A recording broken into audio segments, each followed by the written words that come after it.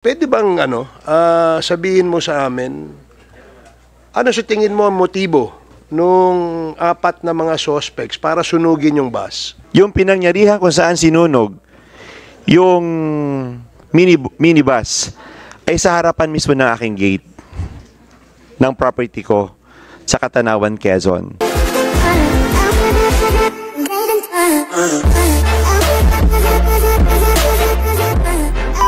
I'm sorry, Congressman, may tatanong lang ako, Congressman Richard, before I recognize you. Yung sa cyber patrolling, meron ako nabasa tungkol sa cyber patrolling na-check nyo sa Facebook. Yung, how does it work? Paano nyo ginagampanan yung, tinitingnan ba natin yung mga Facebook ng mga... Bali po, nagkandak po kami ng sarili naming cyber patrolling dahil hindi po namin talaga kilala itong mga sinasabi naming suspect. Ngayon po, inisip namin na posible kaming makakuha ng ibang mga detalye sa buhay nila sa pamamagitan po ng social media. So once na lang na merong kasong ganyan. Opo. Pero hindi kayo nagsa-cyber patrolling regularly. I mean, baka mamaya tinitingnan nyo na yung Facebook namin or whatever, yung aming privacy lahat. Walang ganon, ha? Opo. Walang ganon, ha? Kumbaga, sinasabi nyo lang, since may case na ganon, kaya... Yun lang Kaya po yung tinignan isang paraan para maghanap Kasi ng ibang makakita detalye. nyo yung Facebook ni Richard Gomez, may mga sikreto doon eh. Congressman Richard Gomez, you are now recognized. Chair, Thank you, Chairman. Pardon ako nakaharap. Kung pakikinggan natin yung story, parang merong inconsistencies, no? But that still needs to be proven, no?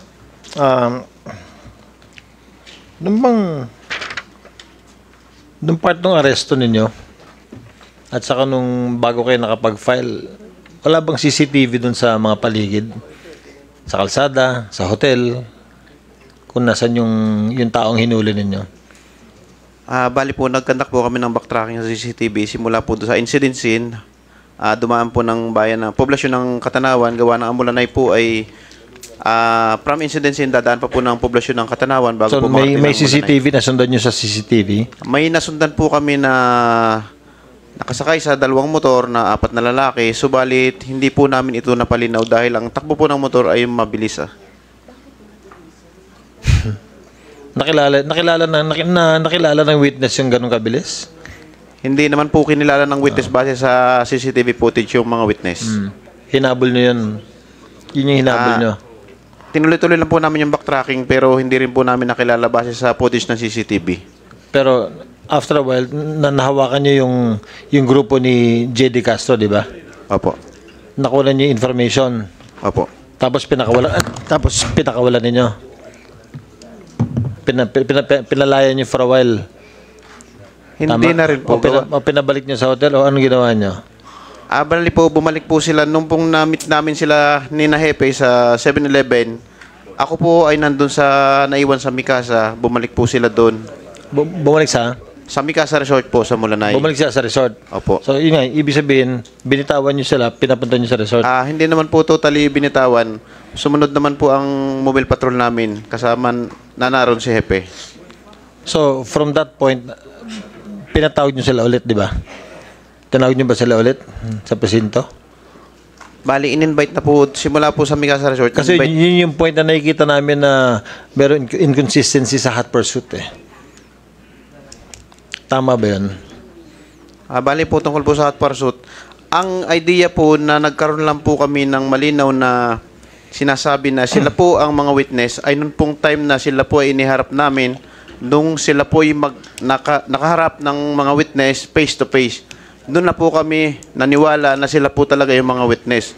Nung pong sa picture, base po sa picture, hindi pa po kami talaga naniniwala na sila po yung sinasabi nilang witness. Ang kailangan pa po namin magawa, iharap sila ng face to face. At yun po yung nangyari.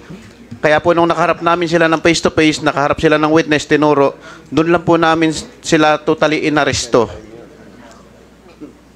Gano'ng katagal ho yun? Ilang oras yun? From the time of incident po, tumagal po ng almost 22 hours. Part pa rin ng hot pursuit yung gano'ng haba? Bali po, hindi po naman kami tumigil ng pagkakandak ng investigation. Okay. Ang katunayan po, Yung nag-backtrack po kami ng CCTV. Sige, salamat po. Sa part po ng family ni Direk J.D. Castro, tsaka dun sa Directors Guild, doon muna sa parents ni, ni JD. Ano yung ginawa ni JD dun sa Quezon? Na miesta? Mr. Chair, pumunta po sila dahil merong Kokolunay Festival. Okay. So, dumating po sila doon ng January 31. Okay. Actually, before po, meron na silang ka-contact doon dahil nagtatanong na sila ng accommodation Yes. tungkol doon sa festival. Pero ang pagkakalam niyo, ang purpose ni JD is to join the festivities. Mag-join. Okay.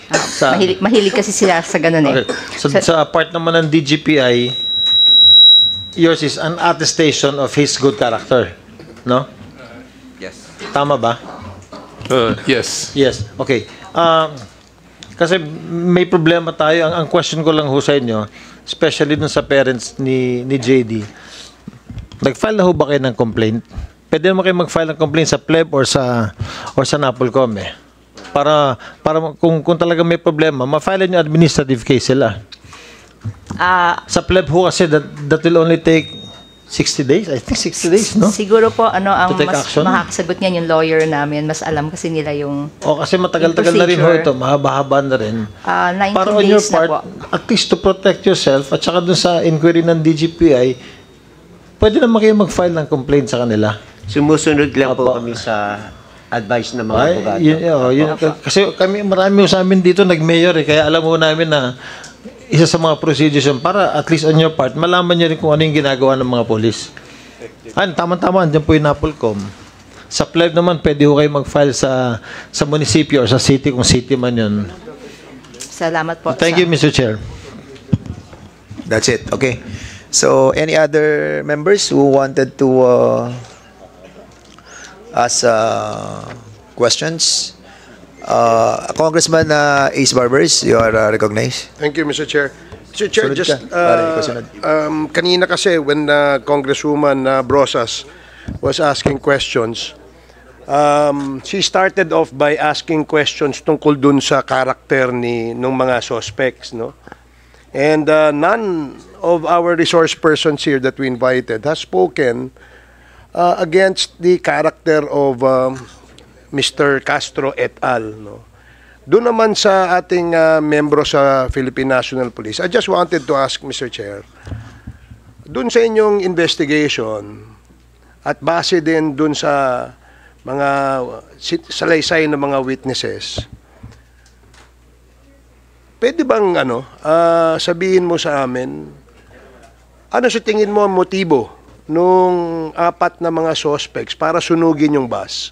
Meron ba kayo na-establish na ganon? Base lang sa inyong it can be your opinion, it can be based on the evidence that nakuha nyo. Sa tingin mo, anong... Bali, isa lang po yung sinasabi namin na possible. Yung pong kami nga po yung nag-conduct ng cyber patrolling at lumabas po doon na itong si Jade Castro, ayaw niya po ng hindi po siya sumusuporta sa modernization ng jeep. Bago kayo nag-cyber, what do you call that? Cyber patrolling. Cyber patrolling. I have no idea, Mr. Chair, kung ito ay tama o illegal or illegal. Kasi ngayon ko lang narinig yung cyber patrolling na word, no? Base dun sa, kasi yung police report nyo, yung inyong nabasa at napakinggang salaysay ng mga witnesses, ano sa tingin mo, you're the chief of police, no? Ano sa tingin nyo ang investigator on case motibo? po. Ano sa tingin nyo ang motibo? Bali, the first motive, sir, lumabas sa namin po, sir, based on assessment namin, sir, nagkaroon po kami ng cyber patrolling nga po, sir, and then yun po yung lumabas. And then, pinapakita po doon sa cyber patrolling niya, talaga pong umayaw siya doon sa mga posting na ayaw niya po ng modernization jeep, sir. So dahil doon, sa tingin nyo, yun ang mabigat na motibo, kaya karapat dapat na makasuhan yung apat? Ay, para sa akin po bilang investigator on case ay hindi po 'yun ang dahilan. Kumbaga, ang dahilan po kaya po namin sila kinasuhan dahil sila po ang tinuturo ng mga ng mga witness po. Oh, yun ang sinasabi ko na yun Nakita dapat po na sagot mo eh. Ang dami mong may cyber patrolling ka kasing sinabi. Opo. Kasi pag ganyan, matatakot si chairman na yung kanyang mga date nung Valentine's tsaka post-Valentine's, makita nyo rin sa cyber patrolling na sinasabi. Di ba? So, ang punto ko lamang po, Mr. Chair, is that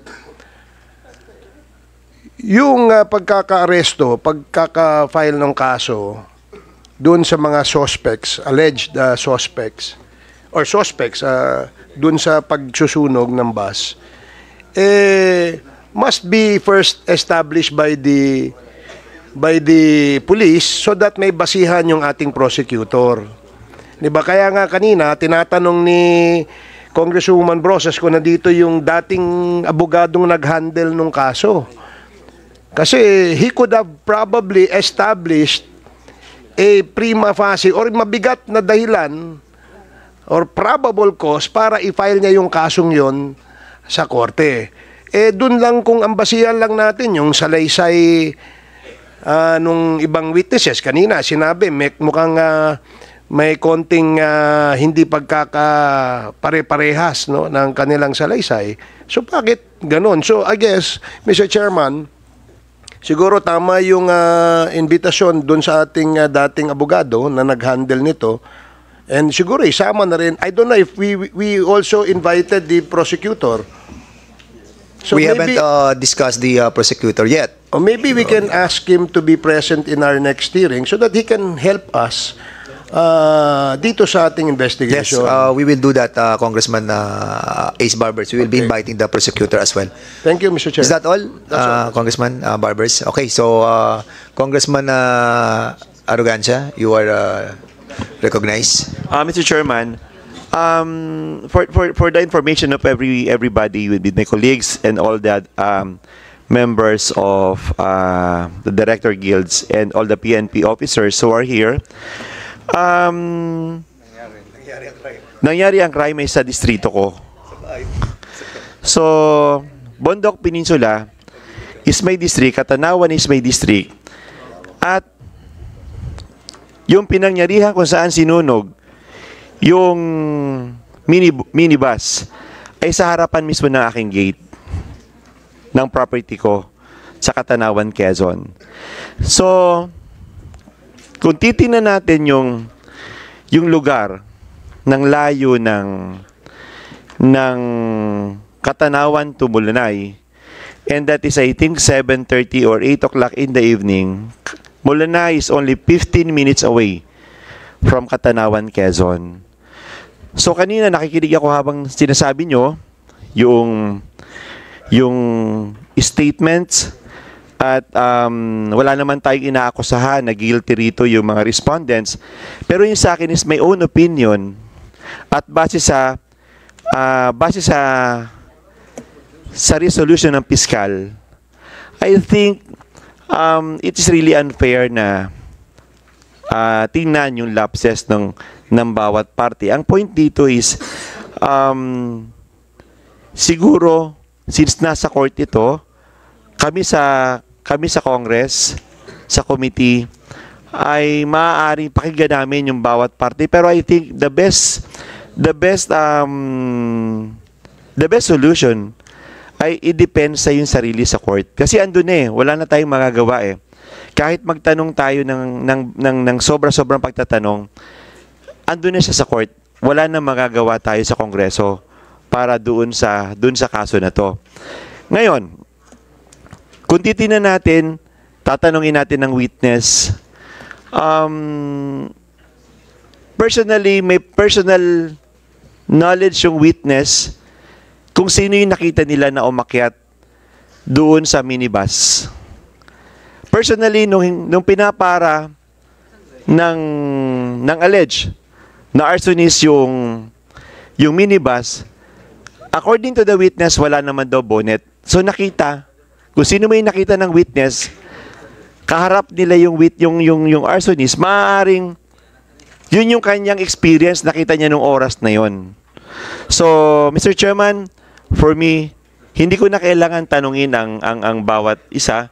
Ang sa akin lang is I am making a statement based doon sa mga nakita ko at narinig ko. At the same time, is really, it is my district na kailangan din na gusto ko na ang bisita sa aming distrito ay safe all the time. At ang bisita sa aming distrito ay welcome. Ang mga turista ay welcome sa aming distrito, Mr. Chairman.